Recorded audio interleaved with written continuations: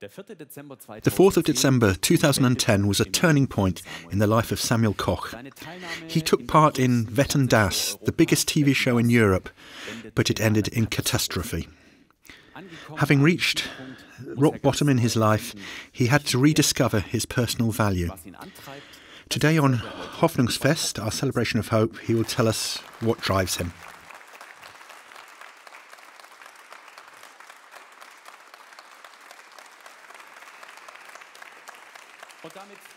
And so a warm welcome to Hoffnungsfest here from Dortmund. It's good to have you with us, and a warm welcome to those of you here in the church. We're glad that you're here too.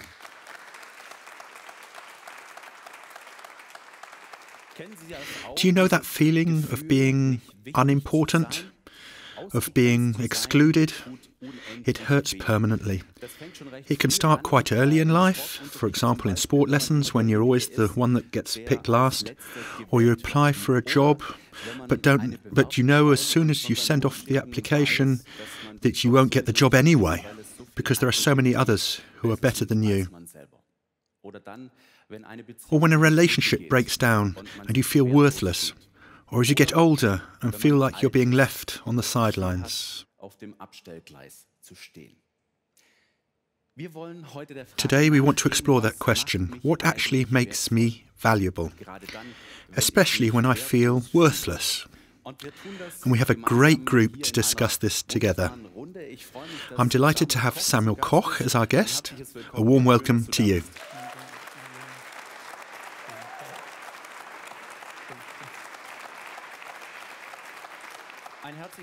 A warm welcome also to our two speakers, Mihamm Kim-Rauchholz and Yassir.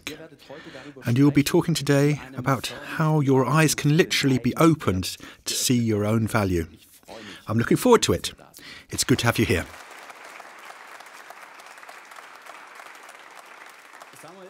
So Samuel, the 4th of December 2010 was a real turning point in your life. That accident on the television program touched the whole nation. Since then, you've been paralyzed from the neck down and are completely dependent on help. What made you decide to take part in the show back then? Was it a need for recognition, for significance? Something along the lines of, I want to show the world who I am and how great I am? Thank you for your introduction and your warm welcome. There were many different reasons. The ones that you've just listed weren't so relevant. But I had already been asked to take part in the show several times.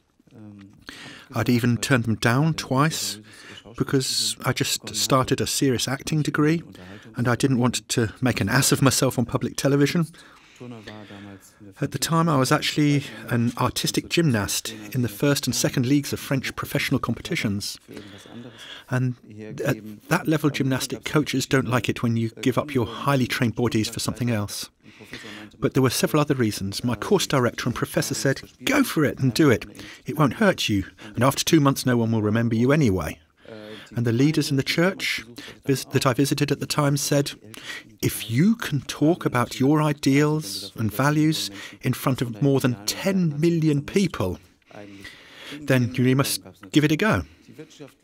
And then, of course, there were the financial reasons that I would then have been able to pay for the rest of my studies without having to take on other acrobatic or artistic jobs. And so after considering all of that, at some stage I decided to accept their offer, although I had a somehow bad gut feeling about it. I think if it happened today, I wouldn't be so sensible and rational, and I would perhaps listen more to my feelings. Perhaps. Now it's completely changed your life. You can't do any of your sports that you used to do anymore. It has taken away everything that previously was the absolute basis of your life. How would you describe if someone today were to ask you, hey, do you feel valuable? Yes. From an intellectual point of view, I would immediately say yes. But you asked, do you feel valuable? These feelings are such an ambivalent thing, and I think the others here can confirm that. Feelings come and go, and sometimes I don't want to attach too much importance to them. I would say that over the time, of course, they have had an effect on my self-esteem and self-confidence and shaken them up quite a lot. But that is now a process that has taken place, although it sometimes still reoccurs and takes place again to a lesser extent, which lets me know and feel that I am allowed to feel valuable, just because I am, regardless of what I can or cannot do now. And where would you say does this feeling of being valuable comes from?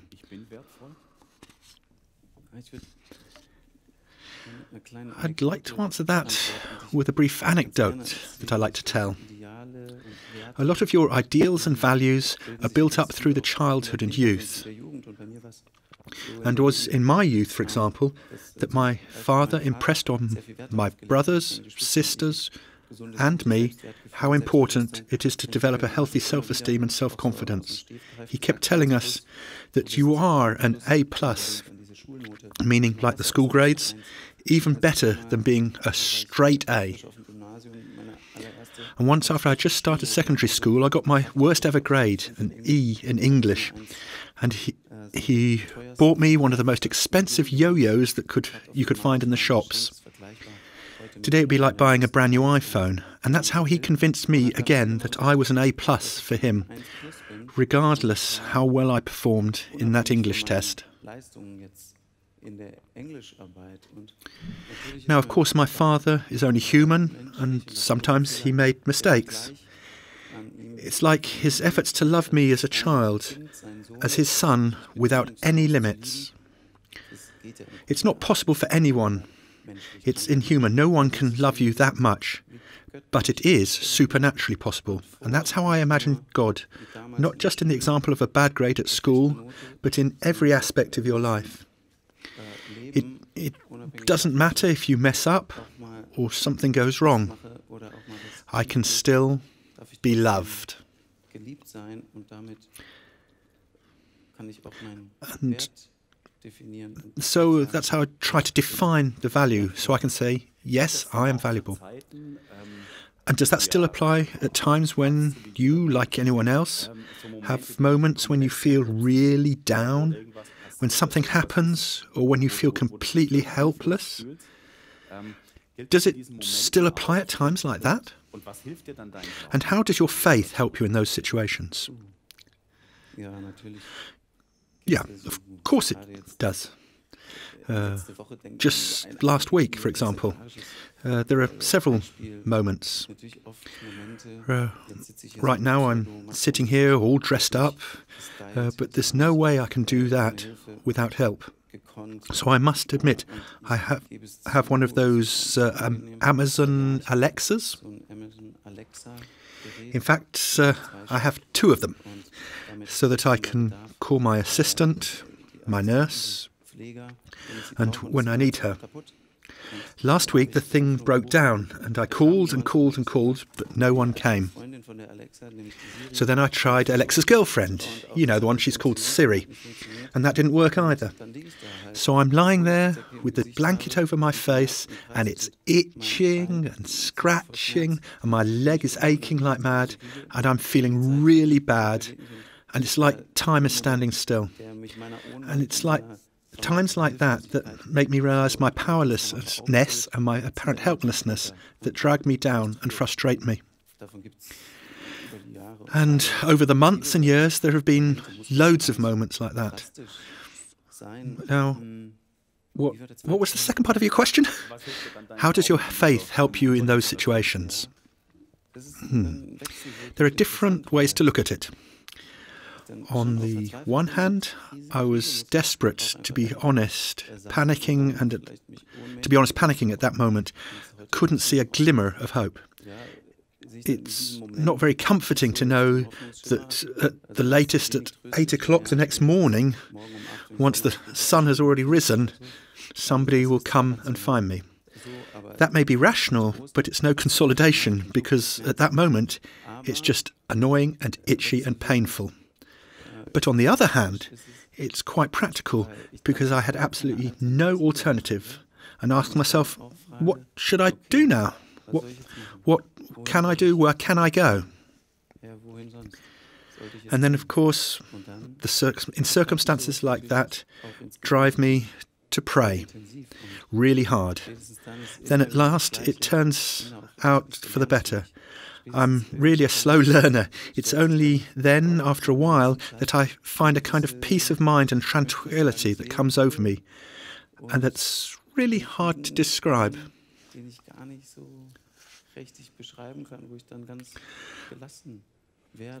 Once I've then calmed down, I realize I should be grateful that I have a roof over my head and a blanket to keep me warm. Yes, it's annoying because it's in my face, but at least it keeps me warm, and at some stage someone will come along, and in the end, it's not like I'm lacking anything. And I live in a very privileged time and belong to the most privileged generation that has ever lived. In that moment, when there's nothing else that I can do but pray, after I've got over being annoyed, it leads to an inner peace. Learning to pray in need is a very practical lesson, how even in such times you can still find strength by telling God what matters to you. Thank you for that. We'll chat again shortly, and perhaps something will come out that could be a real encouragement for someone out there. That perhaps helps them in such a needy situation to call out to God. I'm looking forward to Yassir Eric sharing another encouraging experiment with us. This experience has something to do with a well-known story that is found in the Bible. It's about the experiences of a man who was unhappy with the situation he was in. Good evening. My name is Bartimaeus. I'm a little bit excited, but I really need to tell you about something that has completely changed my life. Or perhaps I should rather say about someone who has changed my life. On a normal day, I was sitting outside the city. I was blind. I had to beg to earn enough money to live on, which wasn't easy. I was dependent upon the generosity of the passers-by, and that was a really tough life. I heard them say, "Oh, just shut up. Stop complaining. Why don't you do something for yourself?" There wasn't a lot of sympathy that day. There was absolutely no one who wanted to sit down and take an interest in me and my situation. I was alone, rejected, and unwanted. If only that Jesus that everyone was talking about would turn up. I heard so many good things said about him. I'm sure he would take time to sit with me. Or so I thought. And then one day, out of the blue, he did pass by. Quite literally, he walked right past me. All of a sudden, I didn't care. I knew I had to grasp at my only chance. So I shouted out his name at the top of my lungs. And I shouted and I shouted. I didn't care at the slightest if I disturbed anyone or annoyed anyone. Suddenly, someone came up to me and pulled me and said, "Come with me. Jesus wants to see you." I never ran so fast in my life. Then I stood, and there in front of Jesus. I couldn't see him, but I could tell by the tone of his voice that he was smiling at me. "Bartimaeus, what can I do for you?" Wow! Jesus himself had called me over and even asked me what I could do for him. Flabbergasted, I told him that I wanted to be able to see. And Jesus made it happen, and since that day I've never looked into such a compassionate and loving eyes. I am still completely overwhelmed. Jesus totally changed my life, and I don't just mean it because I couldn't see. He also changed something deep inside of me just by turning to me and listening to me. Do you know that feeling of being abandoned, meaningless? You're always the last in line. Others take their chances, but not you. Do you know the feeling of simply wandering around without a clue where you're going? And perhaps sometimes you just feel so worthless. Are you in that situation?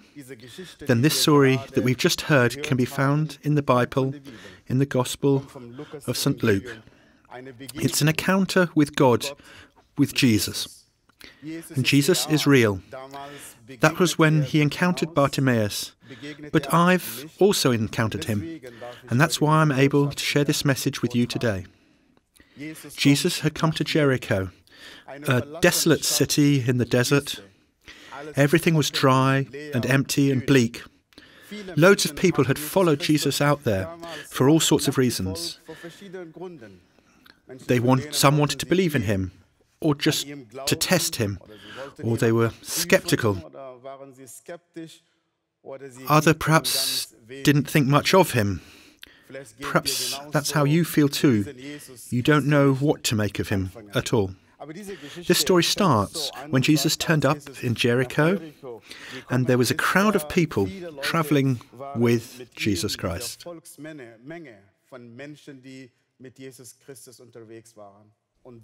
And then there was this other character, and that's what made Jesus Christ so special. Even though there were throngs of people around him, Jesus always shared his time, his heart, and his love with individuals, and still does that today for you. So this character, Bartimaeus, was sitting there just outside the city.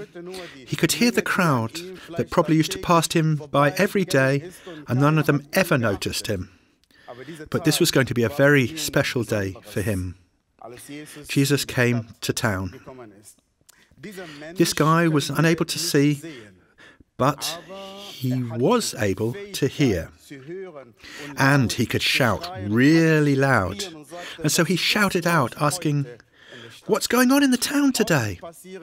Very often something happens in our lives, be it the pandemic or accidents or things that happen to us at home, and then we just carry on with our life without giving it a second thought.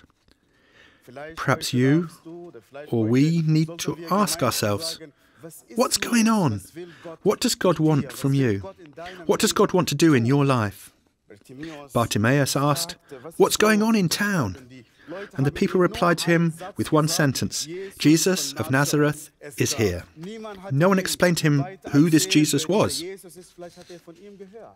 Perhaps he had already heard of him, and then he shouted out saying, "Jesus, Jesus, please have mercy on me."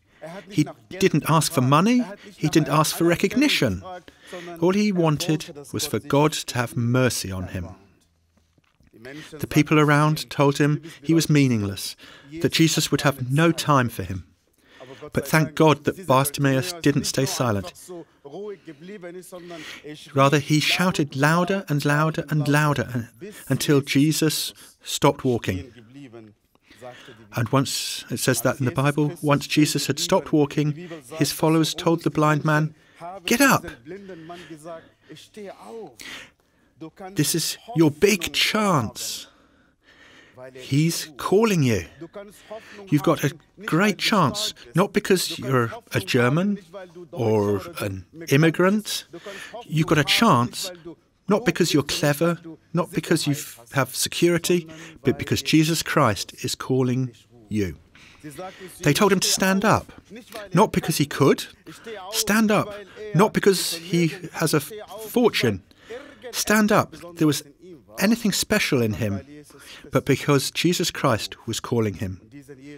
And that same Jesus is calling you today. The blind man had done something remarkable, even though nothing had yet happened in his life. He'd thrown away his cloak and went and risked everything to go to Jesus Christ. Even though nothing had happened in his life till then, he went to Jesus Christ. And when he got to Jesus, Jesus asked him a question. "What can I do for you?" And the blind man answered with a prayer request that I would call a Jesus-sized one, one as big as Jesus Christ.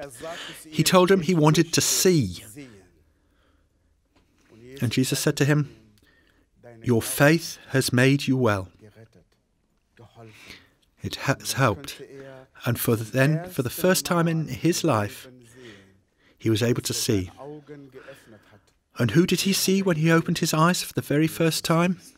Jesus Christ. And I hope that you, in your misery, in your problems, your senselessness and limitations, will see Jesus Christ today.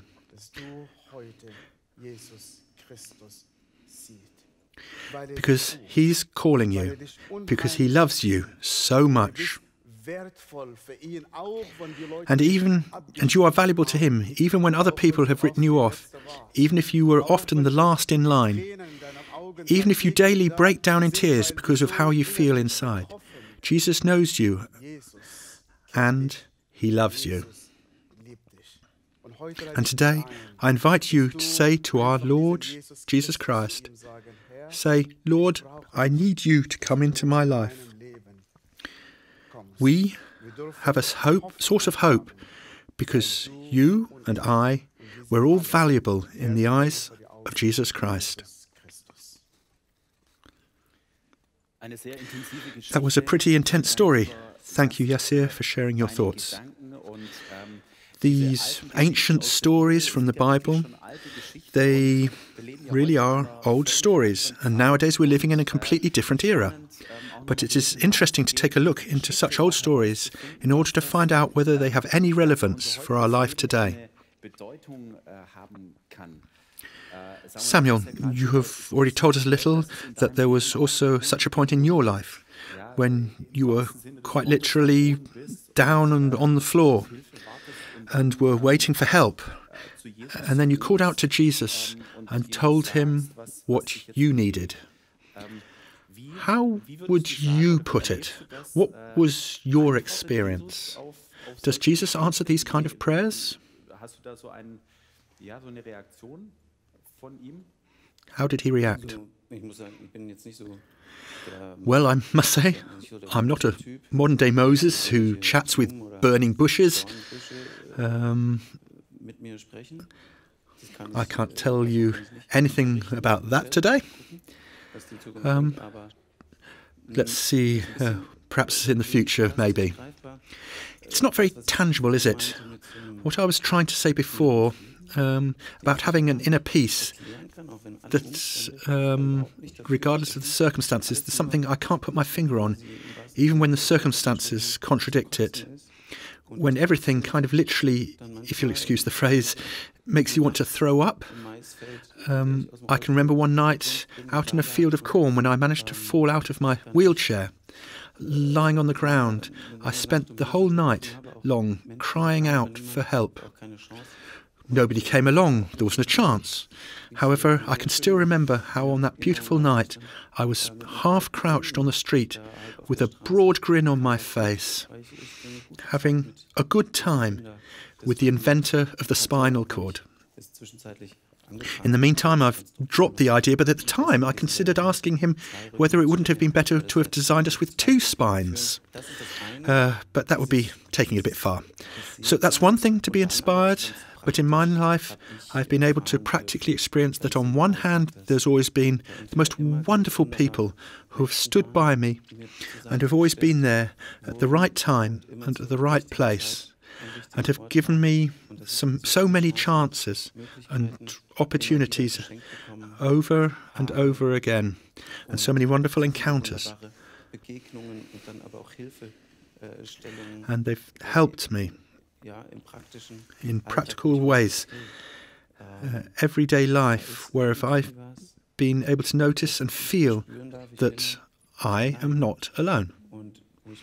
And I notice something that I hope for and I believe in, that for those who love God, all things work out well. And so things work out even better than I've dared hope. Can you understand?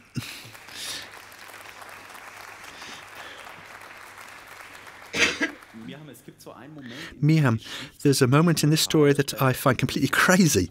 Poor old Bartimaeus is sitting there on the side of the road and calls out to Jesus. You can really feel that he wants to be helped. And then there are those guys who say, "Oh, shut up." Can you see an explanation why they wouldn't want this contact to take place between Bartimaeus and Jesus? Why are you asking this particular question to me? Well, I believe that in my bad times, I would be like these guys that would be bothered by it.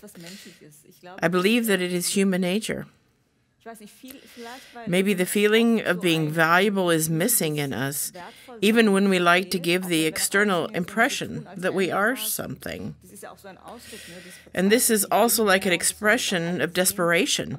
I am somebody, and I want everyone to see that I am. But maybe because there's such an inner emptiness, we don't feel that we really are that valuable. That then when someone else tries to claim that they are now valuable and deserve to be heard and be allowed to cry out, that it triggers something in many people that we would call human nature. But I think that it is actually something that entered human nature after the fall of mankind, that comes out of being merciless, lacking in compassion, and not being able to put yourself in someone else's position. Yassir, in the story, Jesus asked Bartimaeus, "What do you want?" Why did he ask this question? Why is this question so important? I believe this question is important for two reasons. Firstly, he wanted to speak directly to Bartimaeus and say, "I've noticed you. You're important to me." And maybe this man who was so sick and stood on the margins of society and had been there for many years was broken inside, and Jesus actually wanted to heal his soul first. That's actually the beauty of this story. It's not just the physical healing, but also the internal one. Many of us today can see, can run, and do much, much more. But we fail to notice the people who are around us. We cannot love, we cannot forgive. Inwardly, we're so blind in our dealings with each other. And that's why, to answer your question, some like to sort people into those that are worthy to speak to Jesus and those that aren't. And that's why it was important for Jesus to tell him, "What can I do for you?" Put it in your own words. And in doing so, Jesus Christ could restore his dignity. And that's what I think Jesus did absolutely brilliantly. That he spoke to Bartimaeus about his situation, eye to eye, and asked him. Jesus spoke to Bartimaeus. Now that's no longer possible, that Jesus can be like we're here today with us in the group. How can someone perceive that? Jesus speaking to us. Can that still happen today? Mihamm, what's your experience? Does Jesus speak to you? Yes. I think it's interesting that this organ of hearing, and there is an organ of the heart, and that's just like Yassir also said. You can see that you're with your eyes and yet still be blind. You can hear with your ears and yet still be unperceptive and unreceptive of what's inside. So you're deaf. You can also walk with your legs and still feel like you're paralyzed inside, which has an effect on all your areas of life. And that's just how I see it. And that's what I love about God, the Creator. He created us so holistically. You really can hear with your heart, and you can train yourself to sense that humans don't just have eyes, ears, and legs, but that human beings have something inside that was created to be able to hear. So I believe if you train yourself and practice, I am firmly convinced, otherwise I would not be here, to be honest. I would have lost my faith along the way if I had not been able to hear God in this way, that I know that God is speaking to me. Perhaps the most important step overall in this story is that Bartimaeus decided to stand up at all, that he reckoned that by doing so anything would be changed in his situation. He let himself be loudly and clearly heard. He called out loudly to Jesus, "Here I am." That's the title of this song by Anja Lehmann, who is our guest on Hoffnungsfest today. She wants to encourage you and us to trust Jesus completely. We welcome now Anja Lehmann. We have loosely translated this song to help you follow along with us. Have always tried so hard to be pleasing to you. Until my cries and my pleas resounded in the silence. When injustice could shatter me, no solution seemed in sight.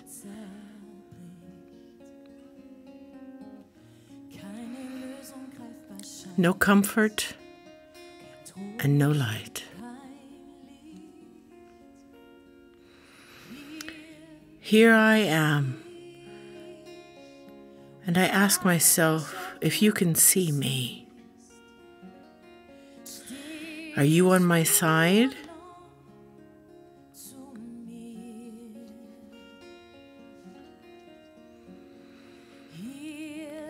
Here I am, the longing that you understand me is burning deep inside.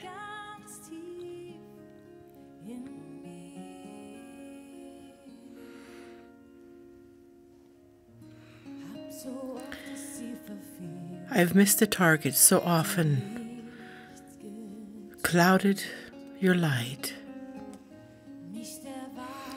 not faced up to the truth, being self-satisfied. Here I am, and ask myself if you can see me.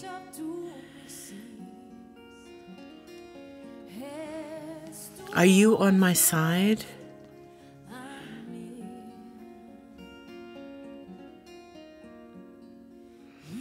Here I am, begging you to forgive me. Hold me close to you. Holy, holy, who can stand before you?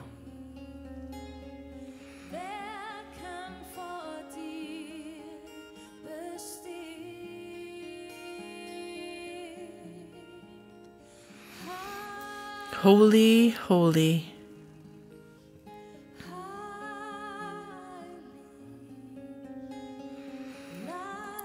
let me see you save.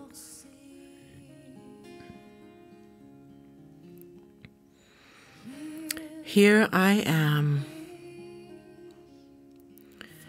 knowing that you see me now. Never give up on me.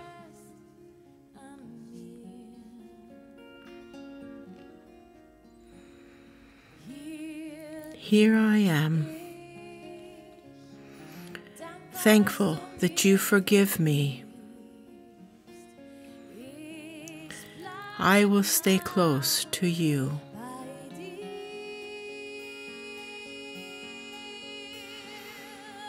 Holy, holy.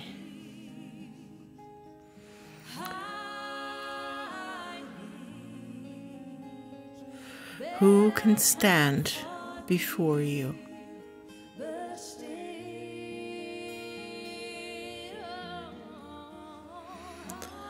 Holy, holy.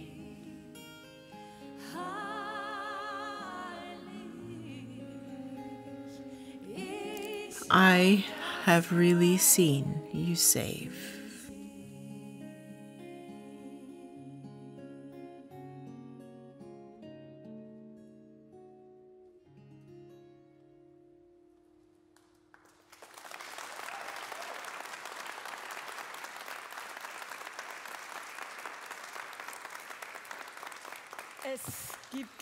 There are stories that you hear, and they click at once. They speak to you, and something sticks. And then there's stories that you can hear over and over again, but something isn't quite right. You can't make the connection. The story doesn't say anything to you. It just doesn't click.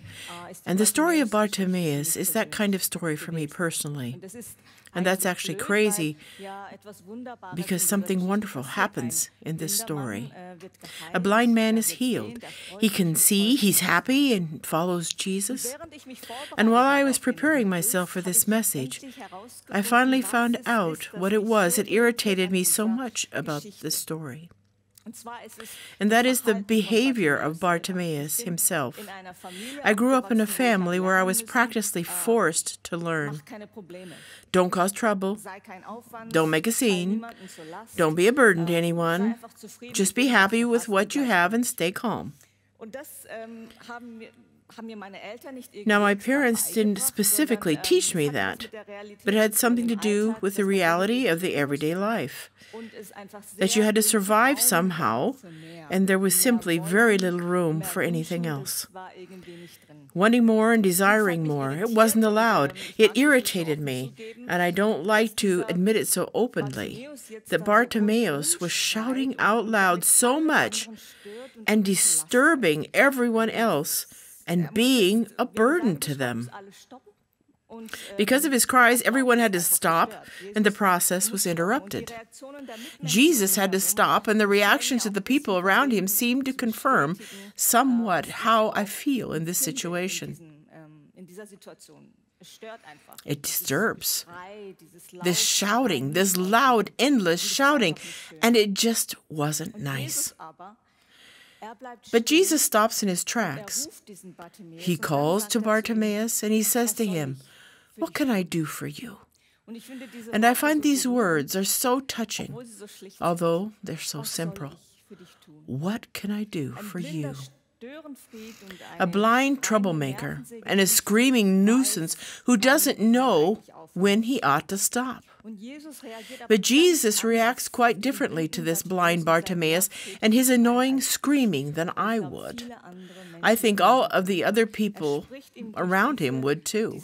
And through this behavior, through his question, he bestows so much value to him, value that the world would never actually bestow to this blind beggar. And Jesus does not dismiss him as just another person among many who need his help to be healed. It's like saying, "Oh, there's yet another person who needs my help." And there are such healing events, if you want to call them that, on television and in the internet. There's a healer who goes through the rows, hundreds of people, just a huge number, and bang, bang, a hand movement here and a hand movement there, and they fall down and they are healed somehow.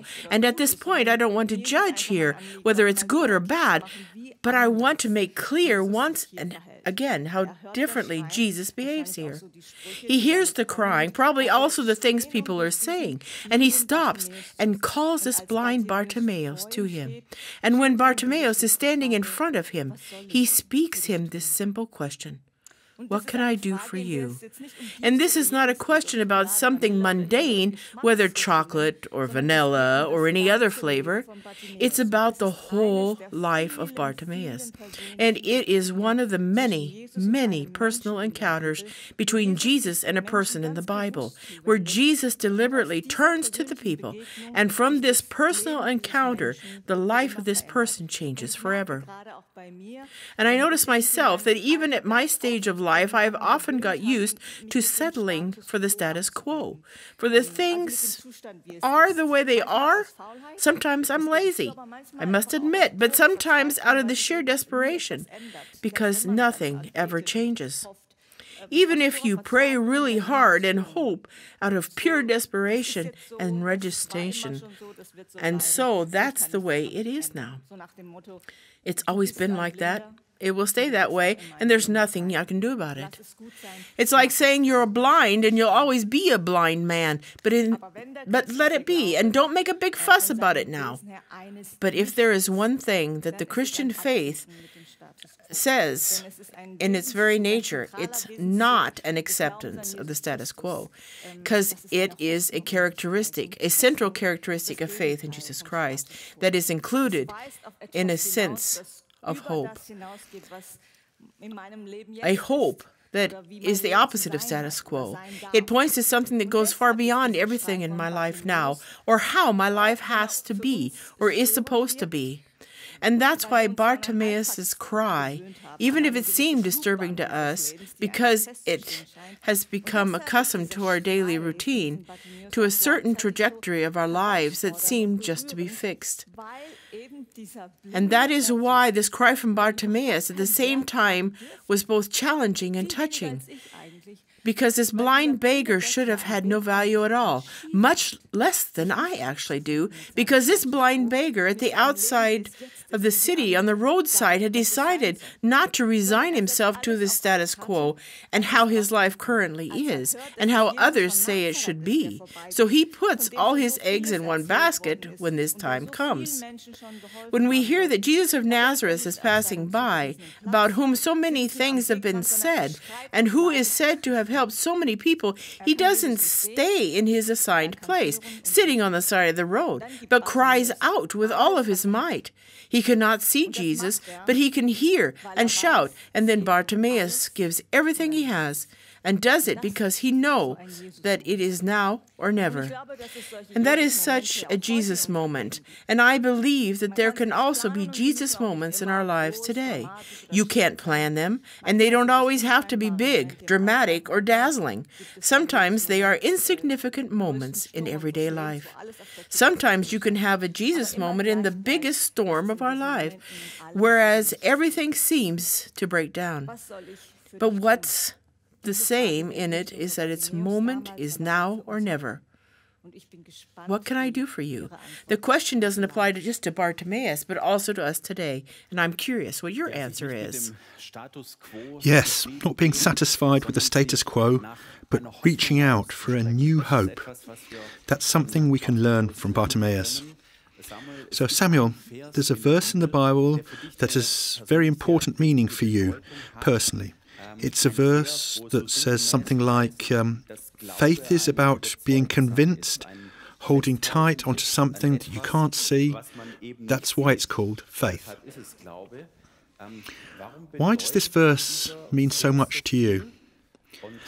And why is it, for people who are looking for value and dignity, a word of hope? I think it's just great.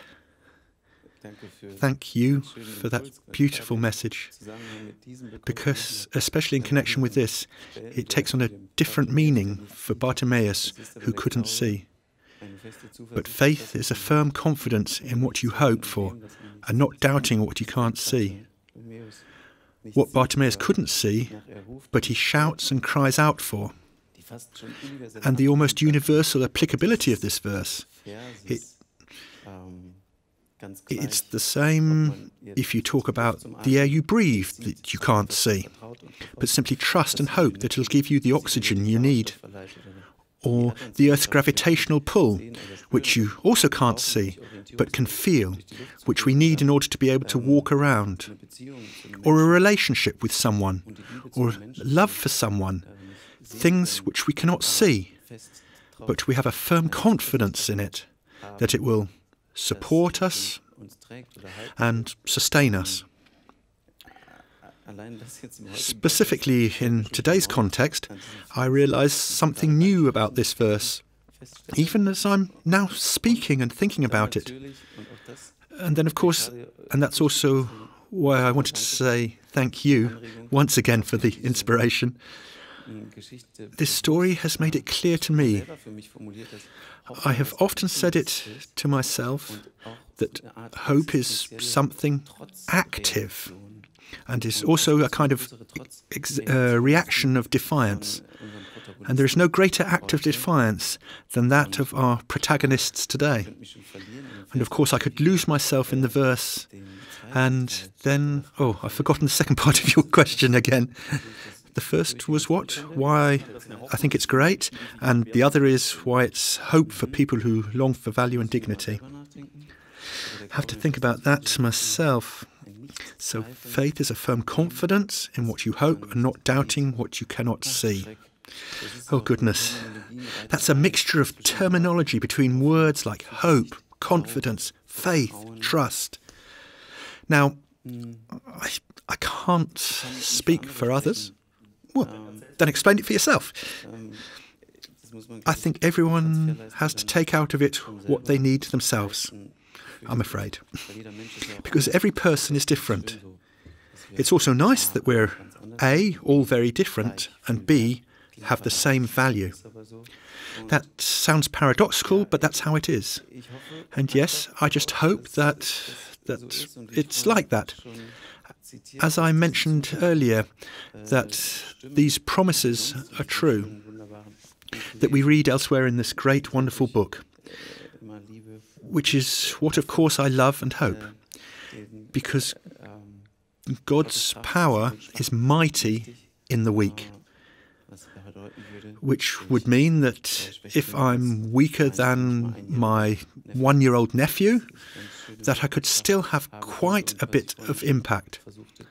And what I was trying to quote earlier, all things work for the best of those who love God. And even if we can't see it now, and if we can't understand it now, even related to this world and the here and now, or to my accident, for example, I may not yet see or be at the point where I can say, oh great, that has this or that meaning. But I'm still in a kind of a defiant reaction, hoping that I can at least make some sense from it. And I keep seeing sparks of hope.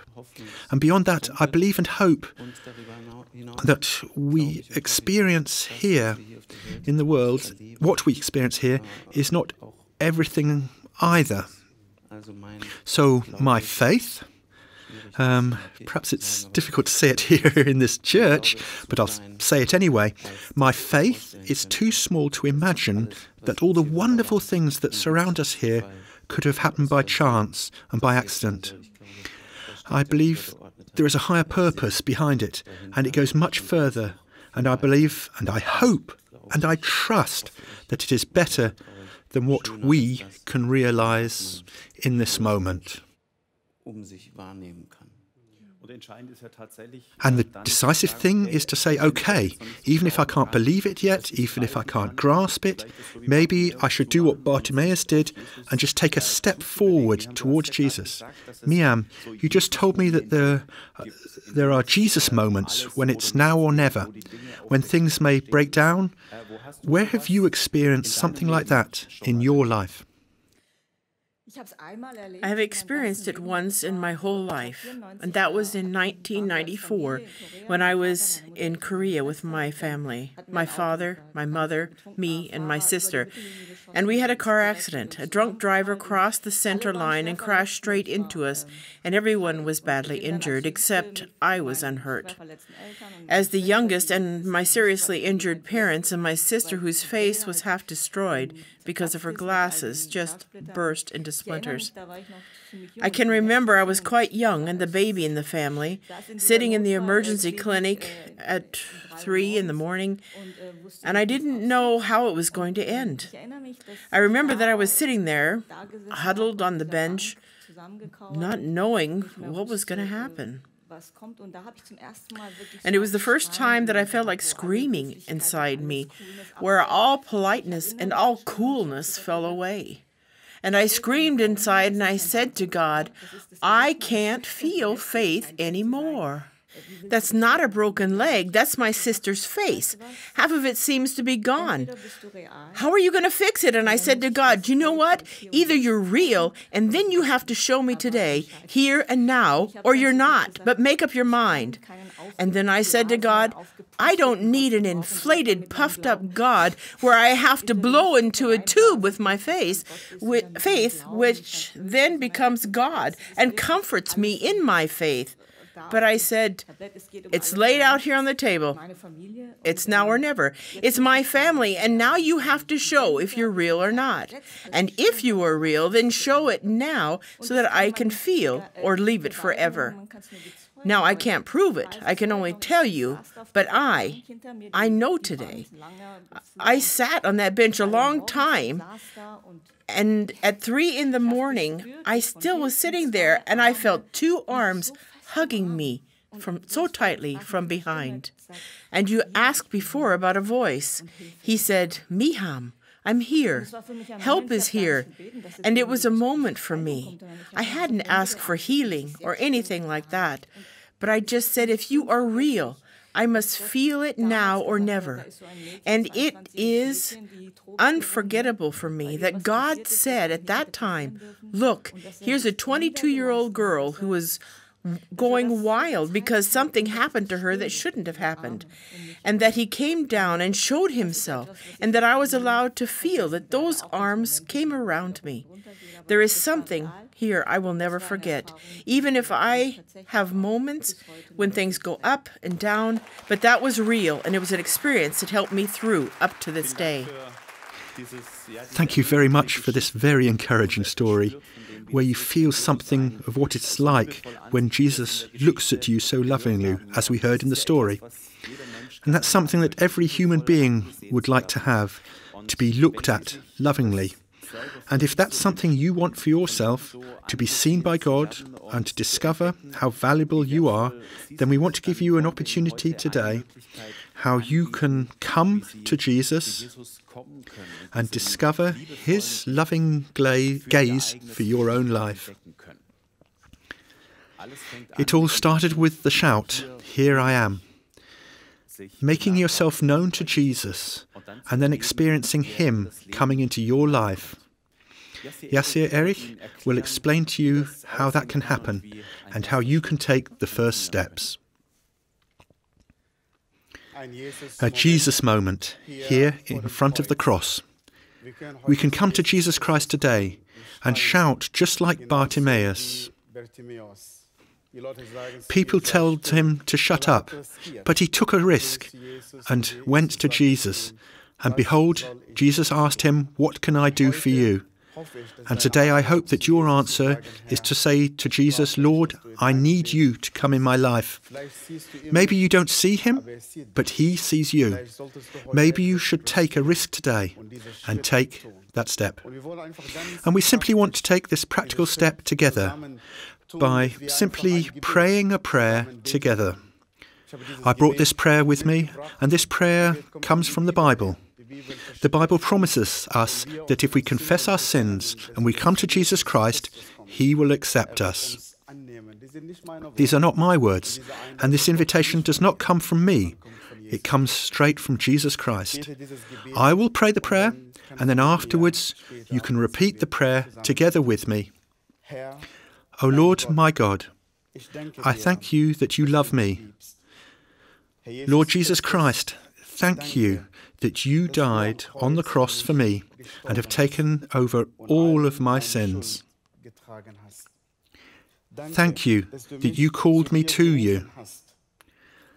I recognize you as Lord of my life. From today forth, I will follow you with all that I am and all I have.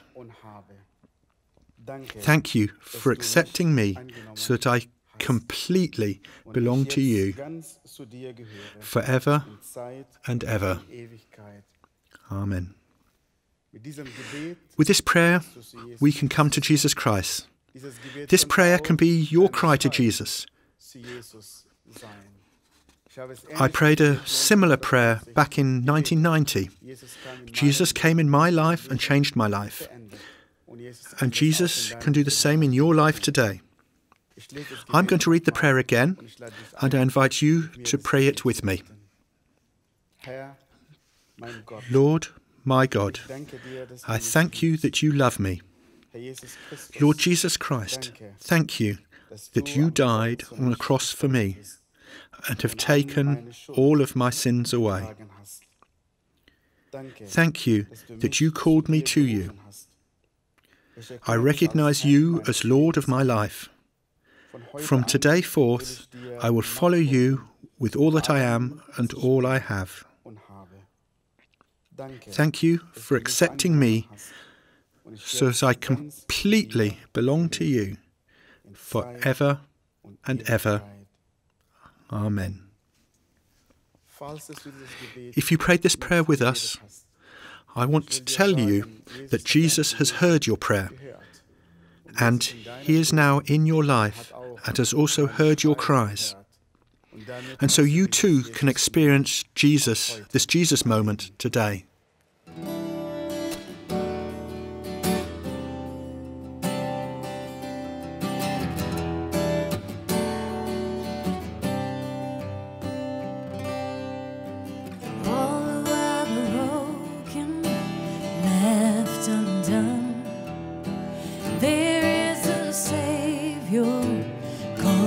to come to all the weary, crippled in fear. Our voices calling, heaven is near.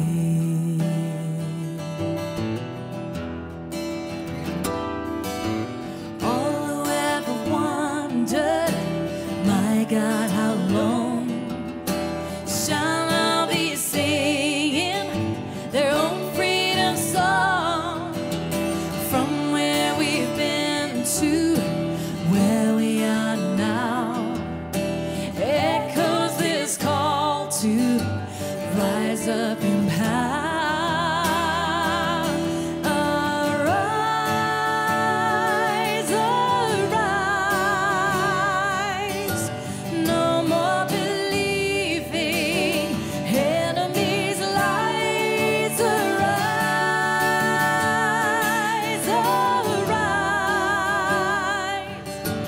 death has been conquered. Our God is alive.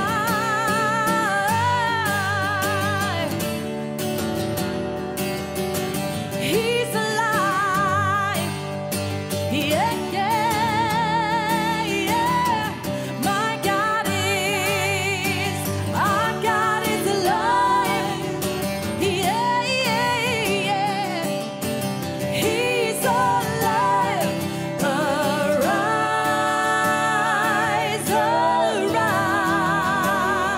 arise, no more believing enemies' lies. Arise, arise, death has been conquered. Our God is alive. Arise, no more believing enemies' lies. Arise, arise, death has been conquered. Our God is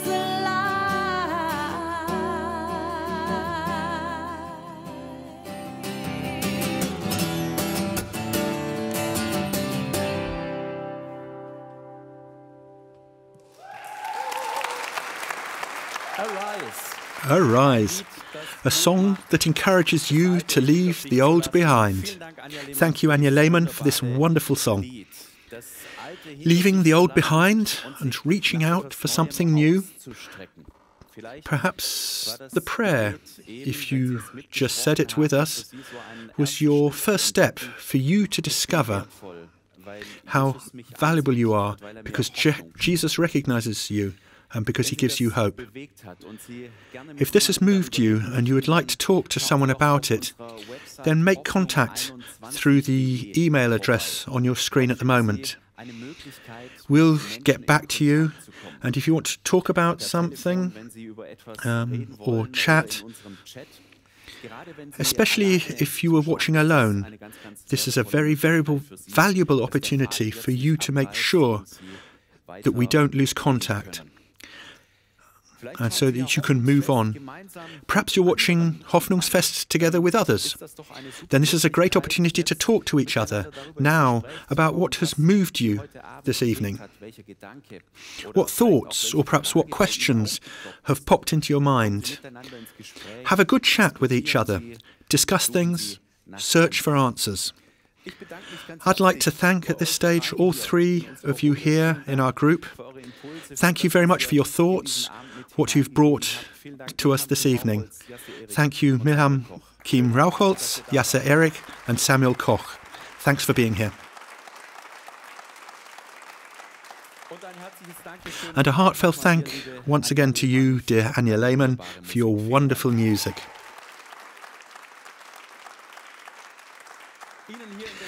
Thank you very much also to those here in the event church being our guests today, and thank you to those watching at home. Stay hopeful, be blessed. Goodbye from Dortmund.